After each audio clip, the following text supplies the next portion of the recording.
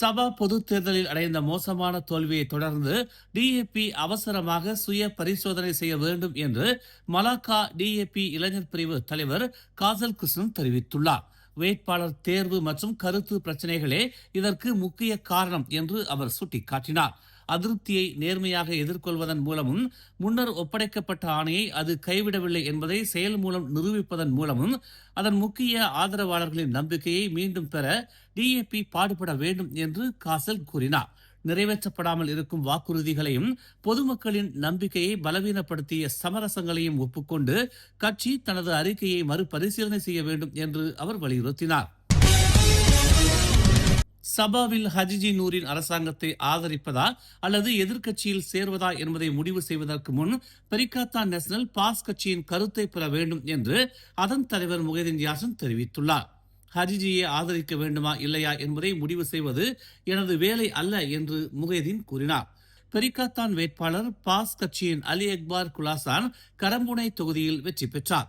Perikatan நேஷனலின் மற்றொரு வேட்பாளரான பெர்சாத்துவின் Ronald Kiandee சுகூட்டில் தோற்கடிக்கப்பட்டார். பரிசான் national கூட்டணியைச் சேர்ந்த மாயிகா பெரிகாத்தான் நேஷனலில் சேர விண்ணப்பித்துள்ளதாக பெரிகாத்தான் தலைவர் முகைதீன் யாசின் தெரிவித்துள்ளார். பெர்சாத்து தலைவருமான முகைதீன் மாயிகாவின் விண்ணப்பம் தொடர்பாக விரைவில் பெரிகாத்தான் உச்சமன்றத்தால் கூட்டாக முடிவு செய்யப்படும் என்று கூறினார். ஆயினும் பெரிகாத்தானின் அனைத்து கூட்டணி கட்சிகளும் கொள்கை அளவில் மாயிகா கூட்டணியில் இணைவதற்கு ஆதரவளித்துள்ளதாக அவர் கூறினார். சபா மாநில தேர்தலுக்கான பிரச்சாரத்தில் கவனம் செலுத்தியதால் இதற்கு முன்னர் பெரிகாத்தான் உச்சமன்ற கூட்டத்தை தங்களால் கூட்ட முடியவில்லை என்று அவர் நேற்று ஐடிசிசியில் நடந்த உரிமை மாநாட்டில் கலந்து கொண்ட பிறகு செய்தியாளர்கள் கூட்டத்தில் தெரிவித்தார். சபா தேர்தல்களுக்கு பிறகு விண்ணப்பம் குறித்து விரிவாக விவாதிக்கப்படும் என்று மாயிகா தலைவர் மற்றும் பொதுச் செயலாளரிடம் தாம் கூறியிருந்ததாக அவர் கூறினார்.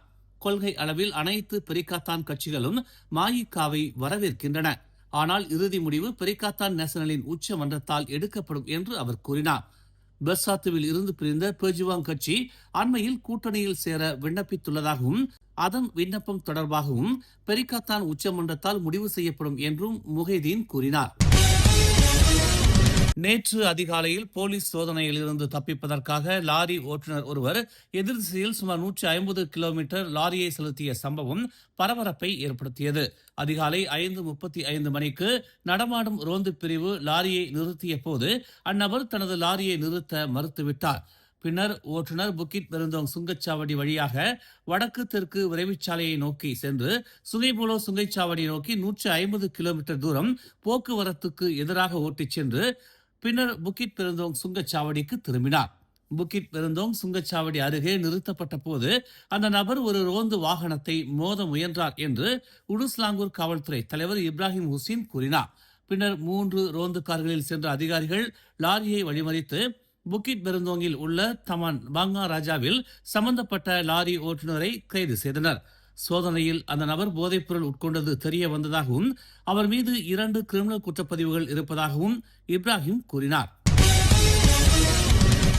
சட்டவிரோத பாலியல் செயல்பாடுகளை நடத்தியதாகவும் வழங்கியதாகவும் சந்தேகத்தின் பேரில் பிராயில் ஒரு கடையில் 11 ஆண் வாடிக்கையாளர்களை போலீசார் கைது செய்தனர். 19 முதல் 66 வயதுடைய 11 வாடிக்கையாளர்களில் 2 வெளிநாட்டினரும் அடங்குவர் என்று தெரிவிக்கப்பட்டுள்ளது.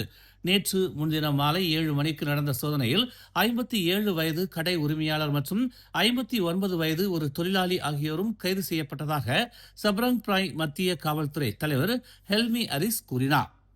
அங்கிருந்து பாலியல் சம்பந்தப்பட்ட பொருட்கள் உட்பட ஆபாச வீடியோ கிளிப்புகள் கொண்ட மொபைல் போன்களும் ஆதாரமாக எடுத்துக் கொள்ளப்பட்டன. அனைத்து சந்தேக நபர்களும் விசாரணைக்காக 6 நாட்கள் காவலில் வைக்கப்பட்டுள்ளதாக தெரிவிக்கப்பட்டுள்ளது. சந்தேகத்திற்குரிய கொலை வழக்கில் கம்போங் கோவிலில் உள்ள வீட்டில் நேற்று ஒரு முதியவர் தலை மற்றும் முகத்தில் பலத்த காயங்களுடன் இறந்து கிடந்தார். 78 வயதான பாதிக்கப்பட்டவர் நண்பகலில் குடும்ப உறுப்பினர்களால் கண்டுபிடிக்கப்பட்டதை மஞ்சோங் காவல்துறை தலைவர் ஏசிபி ஹஸ்புல்லா அப்துல் ரஹ்மான் உறுதிப்படுத்தினார். பாதிக்கப்பட்டவர் தலை மற்றும் முகத்தில் காயங்களோடு இறந்து கிடந்தார். போலீஸ் விசாரணையில் சம்பவ இடத்தில் இரத்தக்கரை படிந்த மண்வெட்டி இருப்பது தெரிய வந்தது. இது சந்தேக நபர் பயன்படுத்திய கொலை ஆயுதம் என்று நம்பப்படுகிறது.